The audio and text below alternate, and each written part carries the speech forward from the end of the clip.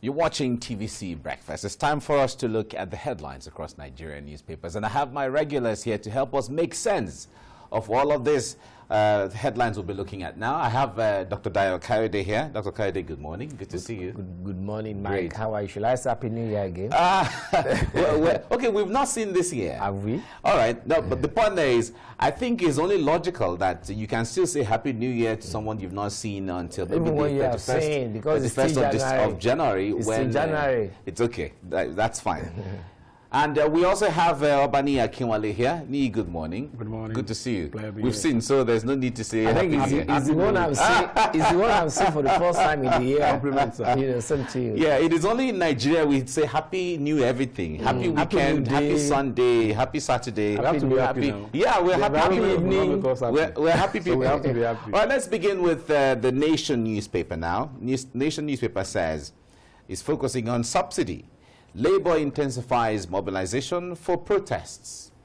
And planned action unnecessary, says the federal government. What government should do by TUC.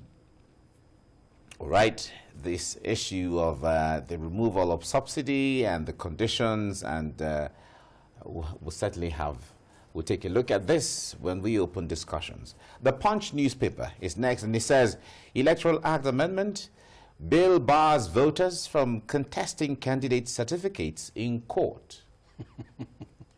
Bill bars voters from contesting candidate certificates in court. That is what the Punch has in here. All right. Tribune is next, Nigeria Tribune. It says APC chairmanship, aspirants under security scrutiny. Aspirants under security scrutiny. President likely to get dozier under pressure to checkmate serving ex-governors. And convention and acid test on Buhari's corruption war. South Group is saying this. And Bala Buhari may join race. You know, all of this political activity and all of that going on. That's Tribune. News Direct is next, and court reaffirms legality of Buni-led APC caretaker committee, upholds Supreme Court judgment validating the CECPC. All right, that's the News Direct. Leadership newspaper is next, and it says APC chairmanship, aspirants bank on governors to survive consensus plot.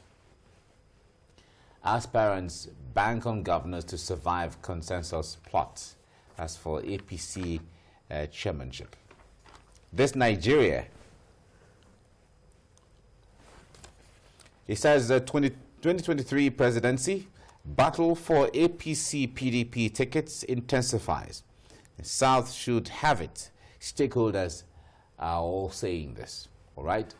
2023 presidency, battle for APC PDP tickets intensifies. This Nigeria.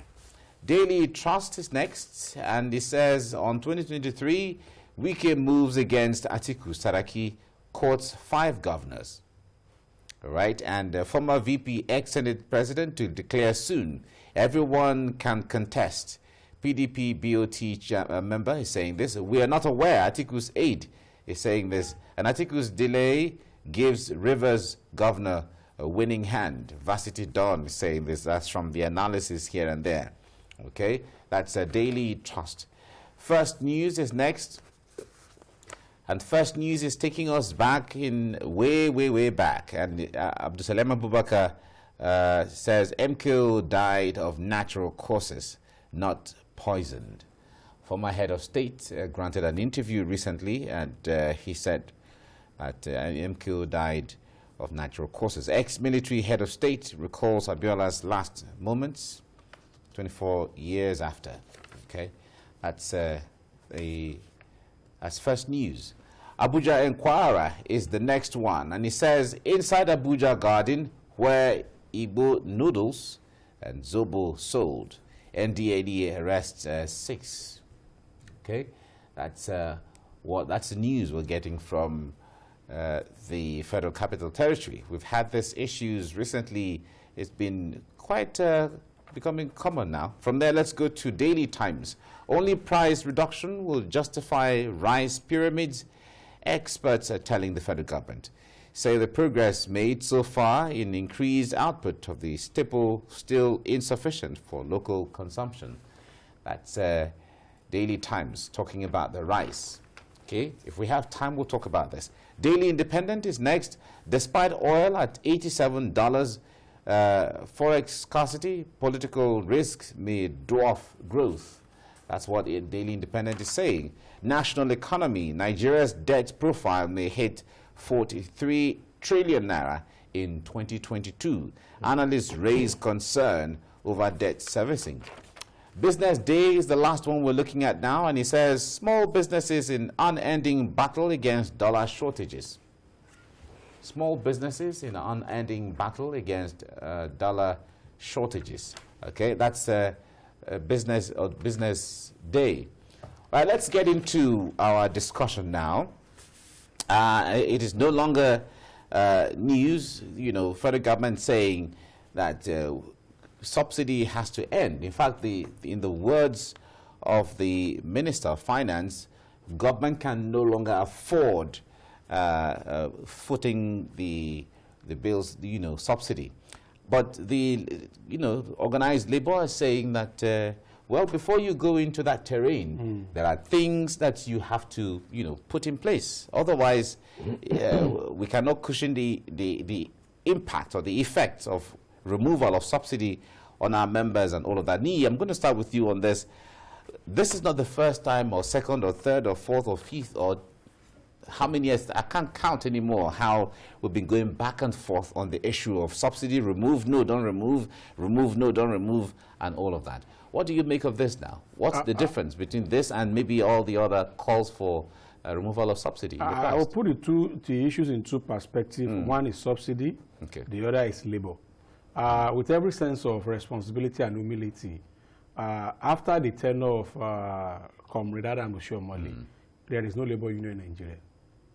Wow. Yeah. Why did you say that? Yeah. You agree with me. You may not agree with me, anyways. No, I'm just asking. So we get to get the perspective. In 1999, when Obama just started the drama of increasing, when Yar'Adua was there trying to increase and what have you, we all know what the labor union were doing in terms of mobilization. We know how the labor union was polarized after Adam Oshiomhole, and we know what the tenure of Peter Isele looked like at TUC boss. And we've never had this bad under this current set of both TUC and NLC leadership. They are just what we traditionally call a horse in a paper. When you have the sketch of a horse in a paper, it's as good as that, just like the horse at the race course. The horse at Lagos race course is just like this. Since the day I've been to Lagos, it cannot move. That's exactly what our labor organization are. And that's in terms of labor. In terms of subsidy, two angles that I will come to come at, what in this country is government subsidizing for us? Absolutely nothing. The food we are eating, not subsidized. The gas we are buying, not subsidized. Every house has their own security. Every house has generator, inverter, solar panel. Everybody tie their own hole. Everybody do their own borehole. Then build your house.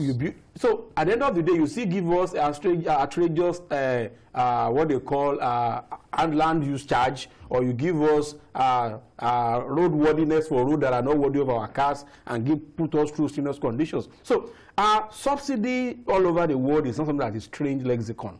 But the question is, who is government subsidizing? And what are the measures put in place? Okay, for example, you are removing subsidy. Are you producing these premium products? How readily available are these premium products for Nigerians? Well, say everybody agree globally that there is too much secrecy in this subsidy regime. They've told us now that they are doing about 250 billion naira every month. Ask yourself, how much are governors in this state taking home as their security allowances per month? What are their overhead allowances in National Assembly per month, per year? Why is it too much to make an average man? Say, for example, the statistics from Nigerian Newspapers said that the inflation rate jumped up to about 15% just in December at 162 naira. And the minimum wage remains at 30,000 naira. Now you are putting it up to about 302 naira per litre. You want to kill us. And I've always said this. God bless my great-grandfather. He said, when you chase a goat to the wall, and when the goat is unable to run to again, it will face back. The government should be careful in terms of putting extreme burden. Nigeria already overburdened. Lagos, Ibadan, you cannot travel. Abuja, Kaduna, you cannot travel. Ticket racketeering is happening already. Nobody is talking. And yet, government wake up one day and said, by June, we are still thinking. These are people that we are feeding with our money. They are still taking security vote. They have itinerary of whatever they keep, and yet you have not. You have been turning around maintenance. I could remember since '99 we have been turning around, and we have not turned around liters of fuel that is sufficient for us to do this. And somebody just woke up just about 3, 4, 5 years ago, Dangote, and is building the largest factory as an individual in Nigeria, and yet our country cannot revive any of our refineries. Now they put another 9-something billion naira to turn around people's pocket every year. Until we get to that point that we have fiscal discipline, monetary policy that are disciplined, we'll continue to have finance ministers that will wake up in the morning and tell us that yes, we have serviced our debt at 95%, and again we now have no money to do. Is 250 billion our problem monthly in Nigeria? What wastages have we blocked the loopholes that is more than 250 billion in this country? All right. Dr. Kayode, Ni has made some points in there for us to all look at. But let's this subsidy thing that we keep talking about, rioted, demonstrated, rallied, consulted, everything has been done around this subsidy so far, yet we're still here. Are we out of ideas on how to finally handle this thing? Or maybe there's something that Nigerians are not being told? We're not out of ideas. But let me first of all quickly correct an impression. As far as I know, we've stopped having labor in this country since the time of Papa Imudu. Not to show Mole. He even started the bastardizing of labor. Because I remember in those days, I was one of the very few simple voices in the wilderness then. Government will increase from, for instance, 10 to 15. You organize people. Let us go and demonstrate. We will go and demonstrate. Government will now say, okay, we are bringing it to 12. I will now be jumping. We don't win. We don't win what? You have not won anything. If you want to tell me that we have won, then you bring it back to status quo, 10. Since then, I mean, what have you been saying? Now, look at this subsidy issue. But in recent history, if we have to be fair, in recent history, like Ni was saying, the time that Nigerians felt the impact, or even government felt the pinch of NLC, was the days of Adam Shomole. What do you mean by feeling the pinch? Explain that pinch. Is it because of the noise? Or because of the... How do I put it? All right. The issue is what did we achieve in terms of especially this oil of a thing. When it was there, they were increasing. Again, when it also comes to minimum wage.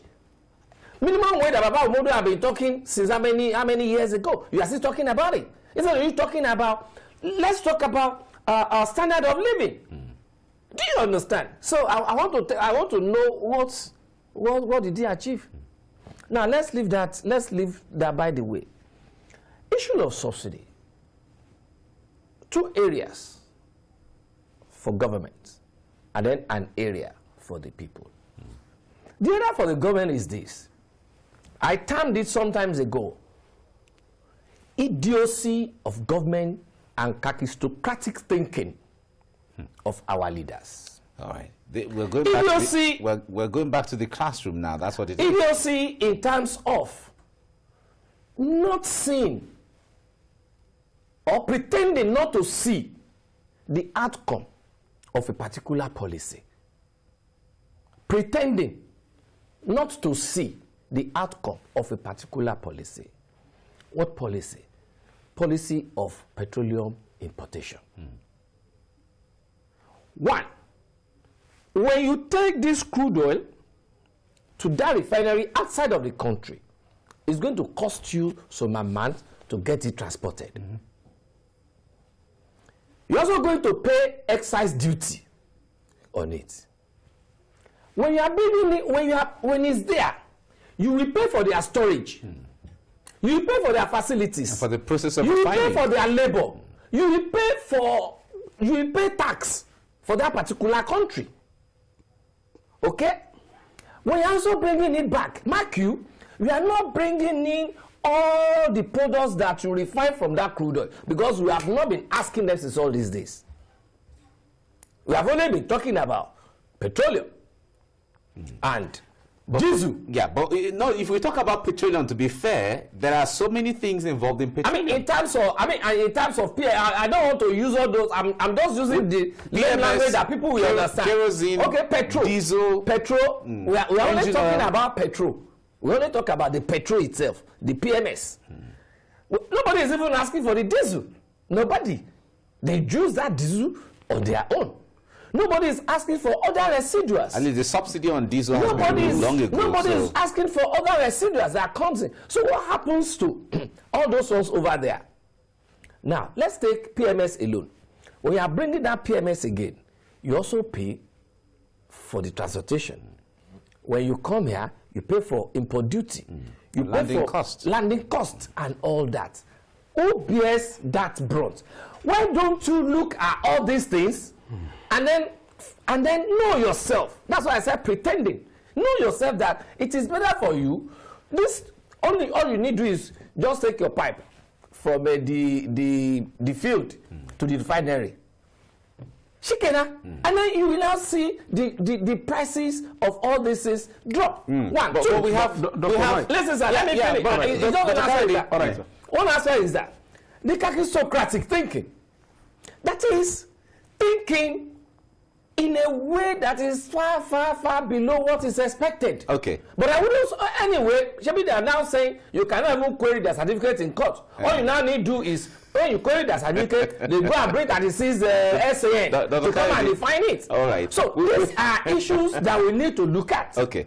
All right. We'll look at on the side of the people. I know. Let's allow the talk before we come back here. So what I want to add to it is, it's funny that NLC has joined the trade of the National Assembly.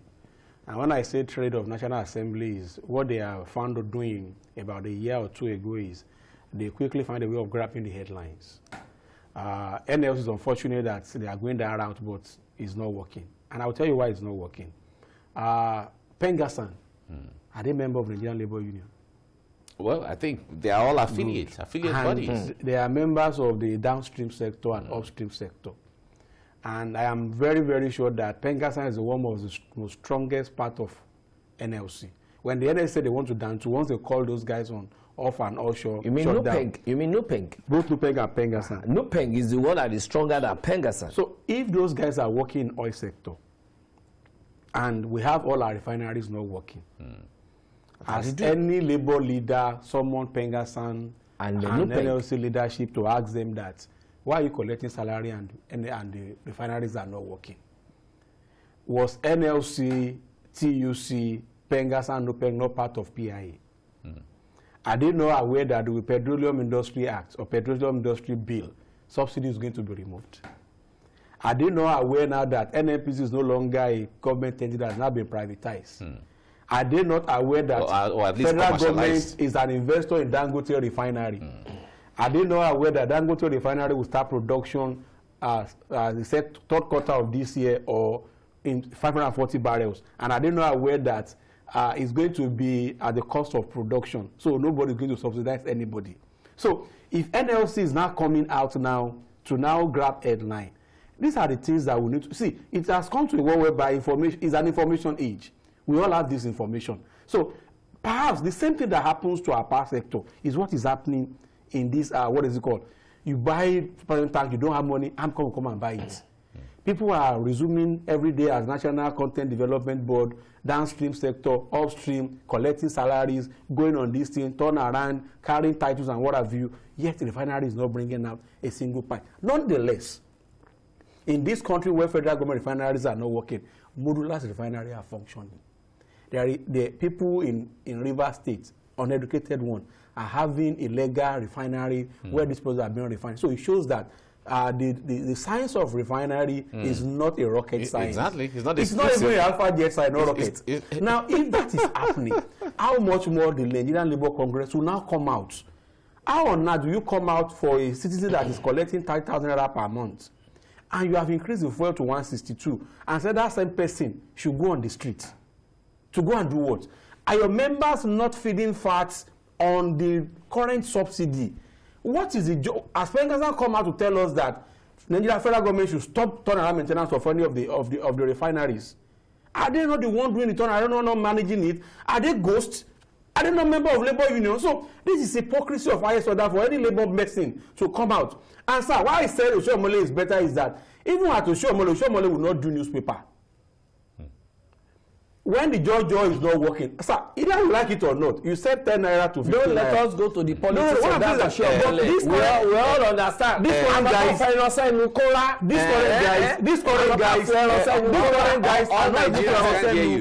we have to put meat inside the mouth and then the thing will disappear. Just imagine when they had the last election, the ULC, United Labour Congress, Ajero, and Waba, blah, blah, blah, they had a meeting. When the thing was now becoming rancorous, they said 200. Where is democracy? Where is being truthful? Who also said to them? Who called them? Now the senior brother. The so NLC is okay. Should forget about, but federal government again, they should not chase the goat to the wall. If you chase the goat to the wall, at the moment we are saying, kidnapping before now used to be in the north, in this. Now you have proprietor kidnapping their pupils. You know why that happens? Hardship. People need money. Now, if you now make sure that peasant farmer, that subsistence farmer, that mama that sells Milo cannot sell Milo again, and his kids has to go to school, there is no way you want to look at your crime rate increasing when people are not well fed. So government needs to be careful in terms of all these draconian and hard policies on the citizens. And 200 million people is not a joke. It's not a joke at all. Not a joke. Yeah, it's not a joke. Dr. Kayode, the point there is some people have even suggested these refineries we're talking about, refinery. If we cannot sell them outrightly, because at the time they were sold and then we had to withdraw. Of course not. If we can't sell them, why don't we list them at the stock exchange so that Nigerians can buy into it and then the thing functions? It's still part of the kakistocratic thinking of government I'm talking about. Look at what you have just dished out now. You are not a government, all right? You are not a petroleum expert. Rather, you are somebody that can sit down and reason appropriately. You are somebody who had gone to school to collect your certificate the way it's supposed to be collected. If I say, Mike, show me your certificate now. You go and bring 36 SAN. I'll go. You go to court. You go to court and bring 36 SAN. So these are the things we are talking about. Do you understand? The only thing people in offices are doing is trying to think ahead to protect themselves, to continue to perpetuate themselves in office, rather than to see how they can bring dividend of democracy to the people. All right. Well, I'm afraid we have to leave it here now due to time, but this is of great interest to Nigerians, and we wait to see how these things will play on as we get along. Dr. Dayo Kayode, thank you for coming on the program. My pleasure being here. Obaniyi, Akinwale, thank you for coming as well. Thanks for having me. Thank you. Great.